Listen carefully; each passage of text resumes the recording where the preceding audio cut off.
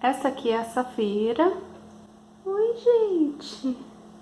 Oi, eu não quero aparecer no vídeo, não quero. Ela não tem raça definida, embora tenha traços de siamês ou de gata Thai.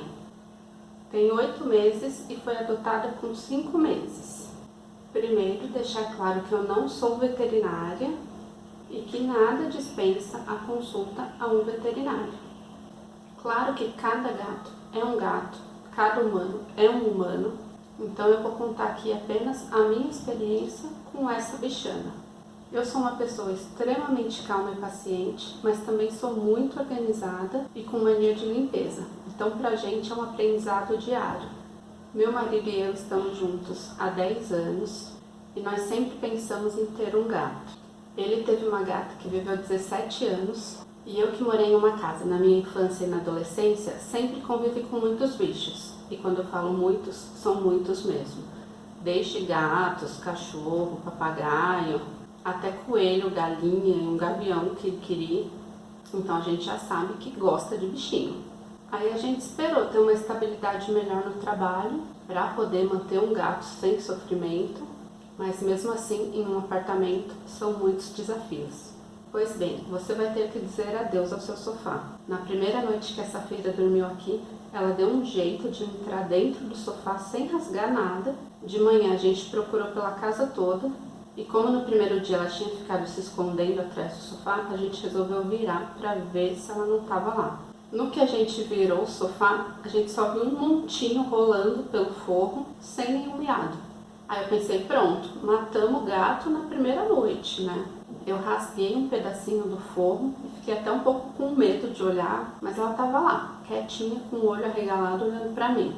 A partir daí ela foi rasgando mais e mais e o sofá não tem mais aquele forro embaixo. E ela segue mordendo, arranhando por dentro, vira e mexe aparecem uns pedacinhos de espuma pelo chão da sala e eu tô só esperando o dia que a gente vai sentar e cair no chão.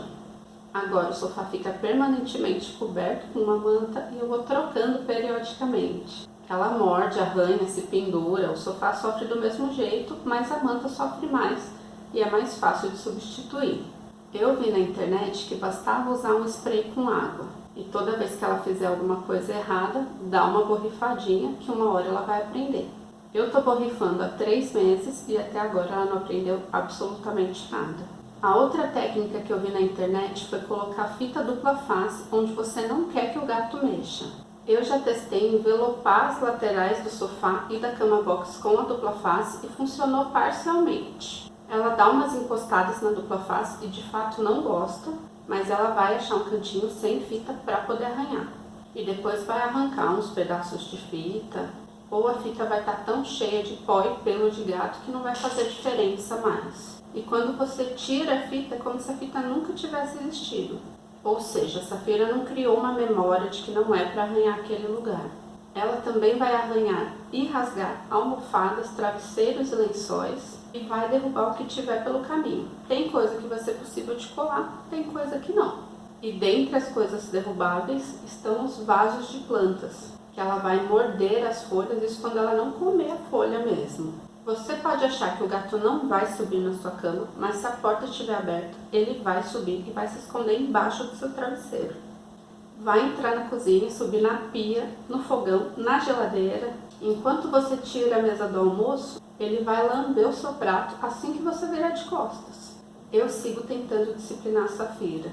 Ela não sobe na mesa enquanto a gente está comendo e também não entra na cozinha se a gente estiver lá. Ela fica sentadinha na porta, mas não entra. Porém, cada manhã eu percebo que ela esteve na cozinha, ou dormindo na gaveta de pano de prato, sim, ela abre a gaveta, ou destruindo o rolo de papel toalha, ou derrubando os ímãs da geladeira, ou ainda derrubando os galinhos que eu tenho em cima da geladeira. Às vezes eu fico com dó da gata estar presa em 60 metros quadrados. Antes ela vivia na casa do meu pai, que tem um terreno bem amplo, os gatos dele vivem soltos, visitam a vizinhança, somem por alguns dias, tem mais liberdade. O Johnny, meu marido, fala que os gatos de rua vivem menos estatisticamente. E de fato, os gatos do meu pai desaparecem depois de alguns anos, outros aparecem e ele lida bem com essa rotatividade. Ele alimenta e cuida dos gatos enquanto os gatos querem ser alimentados e cuidados. Quando a Safira chegou, eu achei que eu poderia colocar uma coleira nela e andar com ela pelo condomínio. Nos testes que eu fiz, mesmo que eu deixasse a coleira bem apertadinha, ela conseguia se safar. É aquela coleira de tronco, né, não de pescoço, mas aí veio a pandemia e eu não tive mais tempo de testar isso. As gateiras que eu conheço também não saem de casa com seus gatos e alguns vivem bem em apartamentos até menores do que o nosso. Até aqui eu falei apenas da rotina normal de convívio com a Safira. Agora eu vou abordar as questões de vacina, cio e castração. Se você adotou o gatinho de uma ONG, provavelmente ele já vai vir vacinado e castrado. Esse é o melhor dos mundos. Como eu adotei do quintal do meu pai, não foi bem assim. Basicamente serão dadas 2 vacinas por ano, a de raiva e a V4. Dependendo do lugar, podem indicar a V3 ou a V5. O que muda é quantas doenças protege. A Safira tomou a V4, que protege contra 4 doenças. A V5 protege de mais uma doença, que é uma doença mais rara, e a vacina, além de ser mais cara, recomenda-se que seja feito um teste antes de aplicar a vacina e esse teste também é caro. Então, conversando com o seu veterinário, ele vai orientar qual é a melhor vacina, dependendo da rotina do gato, onde ele vive e tal. Só a critério de curiosidade, eu paguei agora em 2020 aqui em São Paulo R$60 pela vacina contra a raiva e R$70 por cada dose da V4. São 2 doses, então foi R$200 de vacina. E é importante vacinar, não só pela saúde do gato, mas pela sua saúde também. Nossa vet recomendou que a gente esperasse 20 dias após a chegada da Safira, que é um período de adaptação antes da gente começar a dar as vacinas. E teve um intervalo de 1 mês entre a primeira dose da V4 e a segunda. Tem veterinário que dá de raiva junto e tem veterinário que prefere esperar uns 15 dias entre uma e outra para ver se não vai dar nenhuma reação. Já complemento também que tem que dar um vermífugo. O que eu dei para a Safira custou R$9 e a gente dá uma dose, depois de 15 dias a outra dose. Para gatinho de apartamento, a veterinária recomendou fazer isso 2 vezes por ano pelo menos. Além disso, como a Safira era uma gatinha de rua, ela veio cheia de pulgas. E já no primeiro dia a gente passou o antipulga, tem vários tipos. O que a gente deu para ela era um de pingar, umas gotinhas aqui atrás. Foi caro, mas resolveu o problema, a gente nunca mais viu nada. Antes eu pensava que a castração era contra a ordem natural das coisas, contra a natureza do próprio gato. Afinal, é uma intervenção cirúrgica. E eu pensava também, coitada da gatinha, nunca vai ter prazer com outro gatinho e também vai ser impedida do direito de ser mãe. Mas todos os veterinários que eu escutei são a favor da castração. Não só pelo tamanho da população de gatinhos abandonados que existem no mundo, então não precisamos de novas crias, mas também por prevenir contra algumas doenças futuras como câncer no sistema reprodutivo. Ou seja, os estudos mais atuais recomendam a castração e eu acredito na ciência. Então eu já tinha aceitado que a Safira seria castrada, mas a veterinária recomendou que a gente esperasse o primeiro cio. Porque também tem isso, após o primeiro cio você garante que o sistema reprodutivo da gatinha já se desenvolveu e amadureceu o suficiente para evitar outros problemas. Então vamos falar sobre o cio de uma gatinha dentro de um apartamento. Começou quando ela tinha 6 meses e 8 dias. Novamente, claro, cada gato é um gato e tem inúmeros fatores que podem interferir. Inclusive, eu não sabia, mas a presença de outros gatos na redondeza podem interferir no ciclo do nosso gatinho. Começou assim, a cada 15 dias eu lavo a sacada. A caixa de areia da Safira fica na sacada, então eu coloco para dentro, deixo na sala enquanto eu estou lavando a sacada. Paralelamente a isso, como estamos em quarentena, quando eu chego das compras, eu higienizo tudo, mas mesmo assim eu deixo as coisas quarentenando por alguns dias antes de utilizar ou de guardar no armário. A Safira urinou dentro da sacola de compras. Quando eu fui guardar, estava tudo molhado e um líquido amarelo e fedido no fundo da sacola. Na hora eu não fiz nada. Não repreendi, não briguei com ela, porque também já tinha passado algumas horas até eu perceber e ela não ia entender nada se eu tivesse alguma reação. E eu fiquei pensando até que a culpa era minha. Afinal, a caixa de areia estava em outro lugar, a porta da sacada estava fechada. Tudo bem que eu já tinha lavado a sacada outras vezes, mas enfim, passou. Depois de alguns dias, a gente estava deitado, ela subiu na cama e ficou do lado do Johnny. Às vezes ela quer sair, a gente fica segurando, brincando com ela, fazendo carinho, mas nesse momento a gente aprendeu a não fazer mais isso, porque ela fez xixi na cama. Gente, isso pra mim foi o pior dos acontecimentos. Sério, pra mim ela nunca nem subiria na cama. Eu queria até descobrir uma forma pra assim que ela saísse da caixa de areia, ela já se limpasse imediatamente. Às vezes eu passo um algodãozinho com água nas partes dela e nas patinhas, porque eu sou bem nojentinha mesmo. Mas fui vencida. A gata sobe na cama e mais do que isso, ela mijou na minha cama. Na hora eu esfreguei o focinho dela no xixi, depois eu aprendi que não se faz mais isso, mas era o que meu pai fazia quando a gente era pequeno. E o Johnny até ficou falando, não, a culpa foi minha. Ela tentou sair e eu segurei, por isso ela fez xixi. Mas eu, imagina, não queria mais deixar a gata entrar no quarto. Depois de mais alguns dias, a gente abriu a porta do quarto de manhã, ela subiu na cama e fez xixi de novo. Entre nós dois, a gente não estava segurando nada, ela subiu e fez xixi. Aí naquela hora eu percebi que ela estava tentando marcar território. Mas demorou alguns dias ainda para começar os miados esquisitos. Eu já tinha pesquisado sobre gatos no cio, mas como cada gato é um gato, eu estava pensando, talvez ela possa passar pelo cio e a gente nem perceber. Mas não tem como, meus amigos, não tem como. Eu vou colocar alguns trechos para vocês entenderem do que eu tô falando. Não! Não, Safira.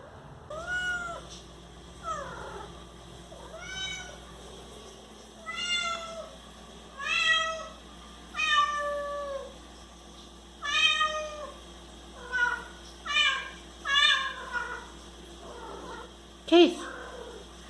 Que é isso, Safina? E é isso, ela mia esquisito o tempo todo, parece que ela tá chamando alguém, ela fica na porta ou fica na janela miando. Quando eu chamava o nome dela, ela já empinava a bunda como se ela estivesse pronta. Ela teve um corrimentozinho transparente, ela ficava se lambendo o tempo todo. E a gente tem um varal de chão, onde ela fez xixi 2 vezes. Assim, na mesma manhã, eu coloquei a roupa limpa, e aí de repente eu vi, ela estava em cima do varal já fazendo xixi. Aí eu corri pensando, não, vou salvar as roupas que estão do outro lado. Mas ela já tinha feito xixi do outro lado do varal também, tive que lavar todas as roupas de novo. Eu acho que ela só não urinou no sofá, porque durante todo o período do cio eu não troquei nem a manta nem as almofadas. Então acho que já tinha o cheiro dela ali e ela não precisou fazer xixi. Foram 14 dias de cio, desde a primeira vez que ela fez xixi até os últimos sintomas que a gente conseguiu perceber. E também dependendo do gato e dos fatores externos, pode durar mais ou menos tempo, acredito eu. A Safira foi castrada depois de 9 dias. Coincidentemente, no dia que ela completou 7 meses de vida. E funcionou assim. Nós pagamos R$25 pelo exame de sangue, então ela vai alguns dias antes para fazer esse exame, mais R$90 pela anestesia e R$170 pela castração. Eu estava cadastrada no UPA Animal que tem aqui, para tentar fazer esse processo gratuitamente, mas não rolou. Agora a Safira já está com 8 meses e até agora a gente não foi chamado. No hospital onde aconteceu o procedimento, a gente deixa o gatinho lá de manhã e vai buscar no fim do dia. Eles fazem diversos procedimentos ao longo do dia de acordo com a prioridade. Ela tem que estar em jejum e aí eles me avisaram que se fosse demorar muito para começar o procedimento dela, eles injetariam alguma coisa, sei lá, para não dar uma hipoglicemia. Como ela é fêmea, é mais invasivo, né? Eles abrem mesmo a barriguinha e mexem lá dentro da gata. Na saída, eu ainda paguei R$30 pela roupinha cirúrgica. Na hora dói, mas eu acho que vale a pena. A roupinha ela tem uma engenharia muito bem projetada para o gato não conseguir se soltar e não puxar os pontos. E também foi receitado um antibiótico que custou R$60 e um anti-inflamatório que custou R$15. Eu já tinha em casa dipirona, soro fisiológico e gaze, que a gente também precisou usar. Após a cirurgia, a Safira ficou praticamente um dia inteiro sem conseguir se manter em pé direito. Mesmo assim, ela fez xixi e cocô. Todas as vezes eu tive que ficar segurando durante o processo, porque a gente percebeu que senão ela caía de lado, ou caía com a cara na areia, ou virava uma cambalhota para trás. E também eu fiquei pensando que ela podia ter dificuldade para entrar dentro da caixa de areia. Então, de tempos em tempos, eu colocava ela lá dentro e aí, de fato, toda vez que eu coloquei, ela fez alguma coisa. Uma vez por dia, eu tinha que tirar a roupinha cirúrgica e passar o soro fisiológico no curativo. A Safira é uma gata calma, mas mesmo assim ela ficava doida para lamber e puxar os pontos. Dependendo do veterinário, ele pode indicar também alguma pomada cicatrizante, mas no caso da Safira foi só o soro mesmo. Eu não tive muita dificuldade para dar os remédios para ela. Geralmente a gente só segura aqui no cangote, coloca o remédio na boquinha deles e depois fica segurando até eles engolirem. Teve remédio que eu coloquei no meio da ração e ela comeu também, depende do humor dela na hora. Mas a dipirona, minha gente, tinha que ser a líquida, 2 gotas por dia. A veterinária falou, dica de ouro, pega um pedacinho de miolo de pão, coloca as 2 gotinhas de dipirona e põe no congelador. Aí na hora de dar o remédio, se administra como se fosse um comprimido comum e ela vai engolir. Engoliu? Não engoliu. Fiquei um tempão segurando a boquinha dela fechada. Ela fazia um movimento de deglutição. Quando eu soltava, ela cuspia de dipirona. Misturei na ração, misturei até no patê. Ela comia todo o patê em volta e o miolinho de pão ficava lá. Então não teve jeito. Eu abri a boca dela, pinguei as 2 gotinhas, fechei, segurei um pouquinho e a gata ficou maluca. Ela começou a pular, ficou dando alguns pulos, depois ela parou, ficou fazendo umas caretas, aí salivou. Não é pouco não, saliva, muito. A boca começa a espumar até.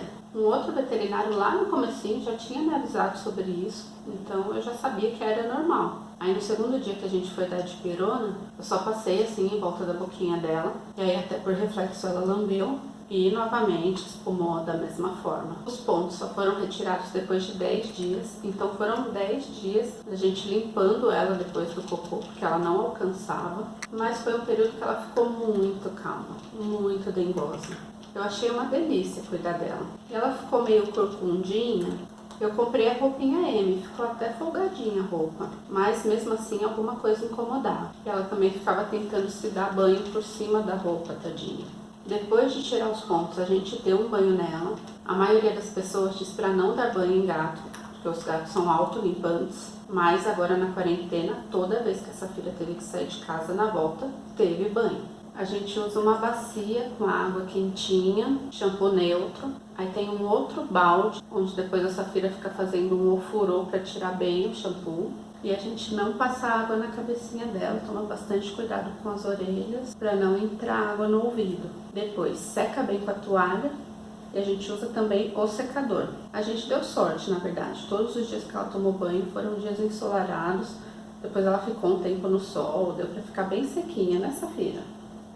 Né, meu amor? Ela ficou bem acelerada depois da retirada dos pontos. Durante alguns dias, assim, ela corria pra caramba, pulava. Ela já é bem sapeca, na verdade, mas nos dias depois que tirou o ponto, acho que foi uma sensação de liberdade, né? Ela ficou bem agitada. Dizem que depois que castra, o gato acalma, mas isso não acontece imediatamente, tá? Pelo menos a Safira já castrou 1 mês e meio e continua bem agitadinha, querendo brincar, subindo nas coisas. E por fim, eu quero dar então um panorama sobre os gastos que a gente tem com o gato.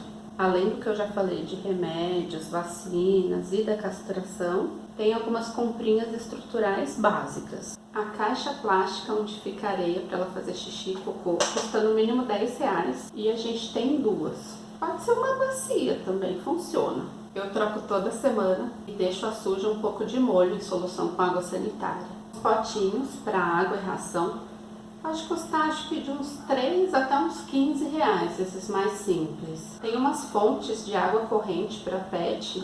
Dizem que eles gostam, mas a Safira não gosta nem da água corrente da torneira. O veterinário falou para deixar mais de um potinho de água espalhado pela casa para ela ter uma oferta maior. Aqui nós temos 3 e ela usa os 3. Sempre que ela passa por um dos potinhos de água, ela dá uma bebidinha. E ela bebe ali sempre na beirolinha do potinho. Parece que está derrubando mais água fora do que colocando para dentro. Aí eu fiz um esquema que tem funcionado para não zoar muito o piso. As pás para poder tirar o cocô, que foi uns R$3 cada uma. A gente tem 2, uma pazinha mesmo e a outra vazadinha para a areia poder passar por ela. O arranhador que funciona muito, o gato precisa ter algum lugar para arranhar. O nosso custou R$30, mas tem alguns mais empocados, custam bem mais caro. E além desse, o Johnny fez um arranhador alternativo que ela usa também. Essa guia peitoral, eu paguei R$15, mas já sabemos que não funcionou. E a escovinha pro pelo dela, que foi R$3. Agora, você pode comprar alguns brinquedos para entreter o gato. Aqui a gente faz os brinquedos dela. Serve fone quebrado, pedaço de barbante, bolinha de papel ou de papel alumínio e caixas. Ela adora caixas, tanto para ficar dentro quanto para destruir. Agora mesmo ela está destruindo a caixa. A gente está tentando montar uma cidade de papelão para ela ser a rainha da sucata, mas ela destrói tudo, pelo menos não está destruindo a casa, né? E os gastos fixos, que são com comida e areia. Os gatinhos são amamentados nos primeiros meses de vida e depois, até 1 ano, eles comem ração para filhotes que já têm os nutrientes balanceados para o desenvolvimento do gato. Eu sou nutricionista, mas de humanos, e não me arrisco a tentar montar uma dieta balanceada para um felino carnívoro.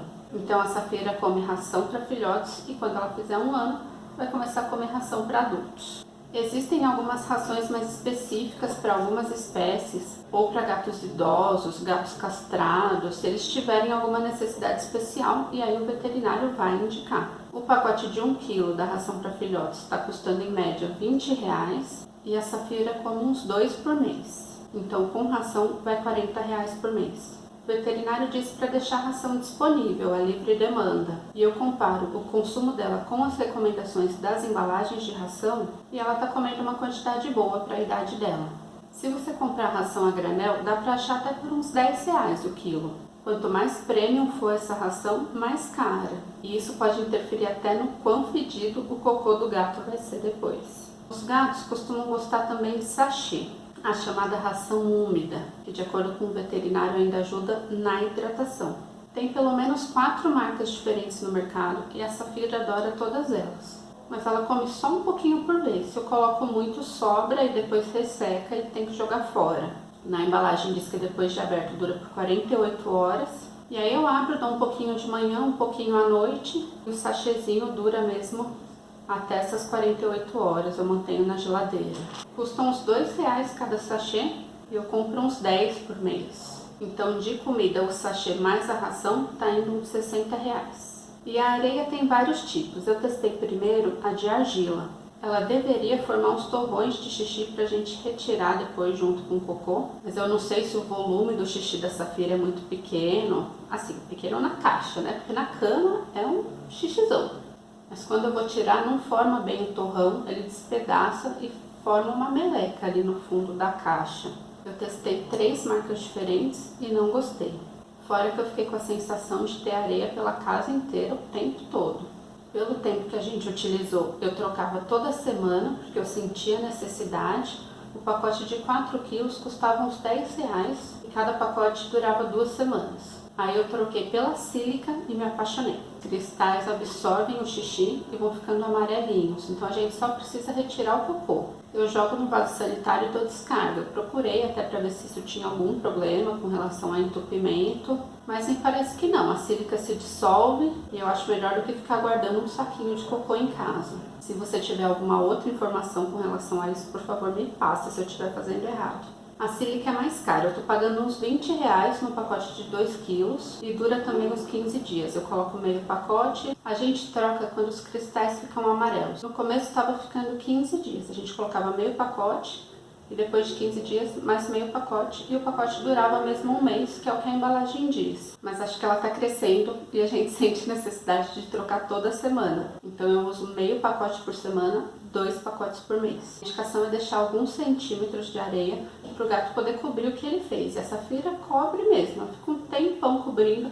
Quando ela vai fazer de novo, se ainda tem alguma coisa lá, ela ainda fica cobrindo, mexendo na areia, escolhendo onde que ela vai poder fazer. E também tem no mercado areia de pó de madeira, tipo umas cápsulazinhas, e conforme o gato urina, isso vira um pó. Você tem que ir peneirando de tempos em tempos para poder descartar esse pozinho. Eu não testei ainda esse tipo de areia. E eu prefiro comprar sem perfume, porque com perfume me parece um pouco tóxico, já que depois a gata vai ficar se lambendo, né? Então é isso, de gasto mensal ficou em média uns R$100, mas se você optar pelas opções mais econômicas, acho que dá para criar um gatinho com uns R$50. Meu pai, que nem areia compra, ele usa areia de construção mesmo, deve gastar uns R$20 por mês só. Dito tudo isso, é importante eu dizer que a Safira é uma gata fácil. Ela entra na caixa de transporte com facilidade. No veterinário ela fica quietinha, meio desconfiada, mas não morde nem arranha ninguém. Ela deixa dar banho numa boa. Na hora de secar ela até fica querendo sair, mas também não morde nem arranha. Toma os remédios, deixa limpar os dentes, deixa escovar o pelo. Claro que tem que saber os momentos certos, porque tem horários do dia que ela fica muito agitada, não adianta tentar segurar pra nada. Mas tem gato que é de fato irritado mesmo. Sobre escovar os dentes do gato, o veterinário diz que principalmente gatinhos que comem a ração úmida, é bom dar uma limpada e aproveitar enquanto eles são filhotes para já acostumar, porque depois de adultos, se você não acostumou, eles não vão querer. Tem uma escovinha específica para isso, mas eu uso uma gaze mesmo no dedo sem nada, só para remover a placa. E eu escovo o pelo dela de vez em quando com essa escovinha aqui. Ela é uma gata de pelo curto, não faz nó, mas dá uma renovada e parece que fica menos pelo espalhado pela casa. As unhas eu corto muito de vez em quando, só a pontinha para ela não ficar tão afiada, senão fica enganchando em tudo e quando ela tá andando com o barulho da unha no chão, parece até que incomoda o gato. Mas mesmo cortando, a unha continua machucando a gente. Então se alguém acha que vai cortar e não vai mais se machucar com o gato, é lenda. E tem um jeito certo de cortar, uma posição correta do cortador.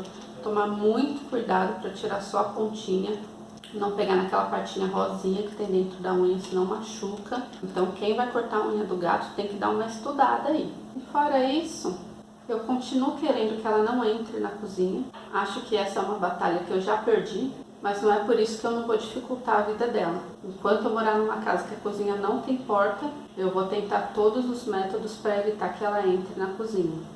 Se você não ama os animais, não gosta de animais, se você tem muito apego pelas suas coisas, ou se não se sente capaz de desenvolver a paciência, não adote um gatinho, principalmente se você morar em um apartamento.